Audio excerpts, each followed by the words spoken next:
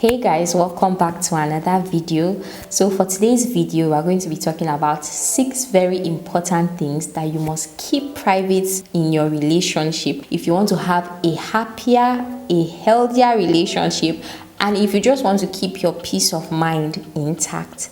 So without wasting any more time, let's head right into the video. So the first thing that you should keep private about your relationship, now this may come as a surprise to some of you, is how happy you are in the relationship. Now, I'm not saying that you shouldn't go on social media to celebrate your partner during your anniversary or on their birthdays or on Valentine's Day, or that you shouldn't talk about how great of a person your partner is with your friends, your family members, your colleagues. No, I'm saying don't make it a daily habit to constantly go on social media updating the world about how happy you are. This is because you're painting this perfect image to people. So on the days that you probably don't feel like posting anything, or you don't even have the time to update the world about how great your relationship is going, people may begin to see that as an indicator that there's trouble in paradise, and they may start reading meaning into little things that they probably would not have taken note of if you were not constantly telling them that your relationship is perfect.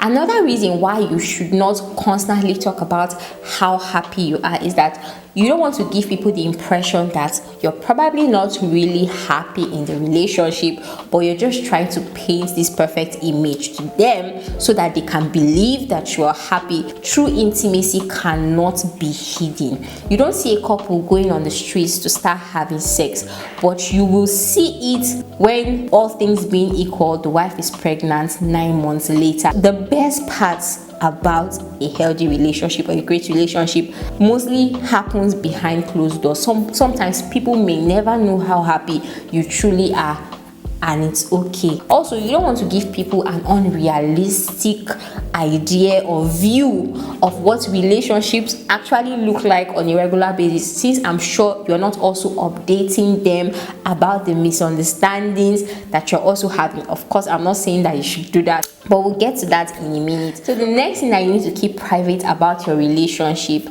is the problems that you are having in that relationship. Now, I know that sometimes you may want to seek advice from a trusted friend or someone you look up to, but don't make it a habit to constantly rant about your partner to your family members or to your friends, because it could be an indicator that you're not mature enough to handle conflict in that relationship. Also, these people that you're talking to, they love you. I'm assuming they love you, they care about you, and they probably know you a little bit more than they know your partner. So by the time you are constantly complaining about your partner or about your spouse to them, without you realizing it, you are painting a terrible image of who your partner is in their minds. So even when you and your partner settle that conflict and move on from that issue, it may be difficult for your friends or your family to move on from the image that you have already created in your mind. And even if your partner used to do those terrible things before, people may find it hard to believe that they've changed. Also, you don't want your friends or your family members to start disrespecting your partner or your spouse, especially if you're married, because the truth is that you both are now one. So if they are disrespecting your partner, whether you like it or not, or whether you realize it or not, they are also disrespecting you. They are disrespecting your relationship. So keep it private. Try as much as possible to resolve it with your partner. If you both cannot resolve your issues, then mutually agree to seek professional help or to talk to somebody that you both respect. Also, I get it, okay, because I'm a YouTuber and I love to tell people things that can help them in their relationship. I just love to share. Anytime I learn something new, I like to talk about it on social media. But I would say that if you are a public person, even when you want to talk about the problems that you've faced in your relationship, let it be after you have achieved success in that area. So I would advise that you don't talk about something while it is still happening. Allow yourself to go through that difficult process, allow yourself to heal from it, allow yourself to learn from it, and then you can come out and talk about it. Because I've seen situations whereby couples who are well-intentioned, they probably want other people to learn, but without, maybe they have not really settled that quarrel, and then they bring it on social media and say and talk about it. The people watching, the audience watching, can see that there's still tension in the way they are interacting or talking about that particular topic, and that attracts judgment, criticism, usually mostly on one person in the relationship, either the man or the woman, and that can just bring about division in the relationship. Okay, by the time you see that a lot of people are saying, oh, this person was the wrong party, this person was the wrong party, you may start having resentment towards your partner, saying, oh, so you've been maltreating me all along, or yes, so I was right. So I will advise that even when you want to talk about a problem in your relationship, let it be after you have healed from that problem, or after you have successfully moved past that problematic phase. The third thing that you must keep private about your relationship is your sexual escapades. Don't make it a habit to constantly update your friends or your family about every single thing that goes on in the bedroom between you and your spouse. I'm talking to the married couples now. I mean, it's just gross, it's weird. I know that women talk once in a while, and just share things, but let it not be a habit that every single time you sleep with your partner, you are constantly telling your friends, yeah, my wife did this. That's just weird. You don't want to start painting a graphic image of your partner naked in the opposite sex's mind. I don't know if you're getting, because that can lead to problem. By the time you're constantly telling maybe your male friends about how amazing or what your wife does in bed, they may start looking at her from a sexual point of view without them realizing it. So keep the details of your sex life to yourself. Even if you're having problems in your sex life, agree with your partner to speak to somebody who can help you guys professionally, or someone who you guys trust. I see it on social media, couples who come and do like very sensual things online. That's a bit much. I get that you're trying to spread positivity about marriage, about relationships online, but there are some things that are meant to be private.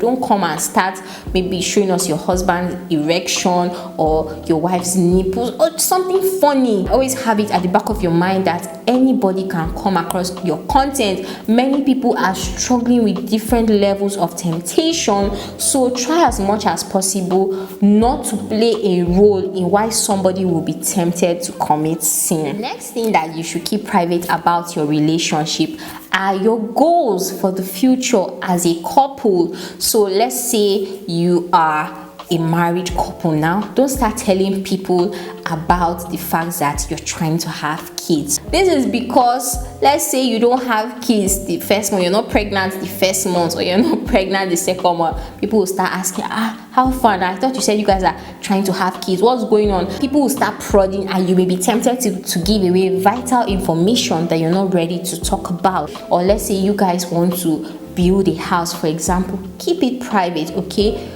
Do the necessary things required, start building it. In fact, probably until you're almost done building before you can now start telling people. Because the truth is that sometimes, I don't know if you've noticed this, sometimes when you start sharing your plans too early with other people, the feedback you get, of their joy and their positivity and everything may make you feel a bit relaxed, as if you've already achieved that thing. And so that drive, that motivation may not really be there, to achieve that thing. And then once you've updated people about your plans, okay, when there's a problem, they would like to know, like, okay, why has this thing not happened when you said it will happen? Let's say you face a challenge. You don't want to constantly have to keep updating them about every single challenge you're facing in the process. So it's better for you to just have your plan, you know, execute it, and then when it is completed or near completion, you can now share it with everybody, so that only you and your partner will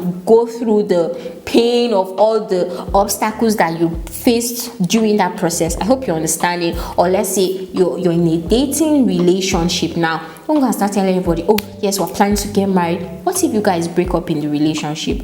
Are you willing to go and start telling people, oh, this is why we want to end the relationship, because someone cheated, or we just realized that we are not exactly fit to be together forever? So keep your plans for the future, your goals for the future, to yourself, okay? Of course, you may have a few people in your life that you trust and you want them to pray along with you, or give you counsel, or maybe even help you out along that process. You can share with them, but let that just be a few people and not every single person that you come in contact with or on social media. Another thing that you should keep private about your relationship is your partner's weaknesses. Whether you like it or not, or whether you realize it or not, nobody is perfect.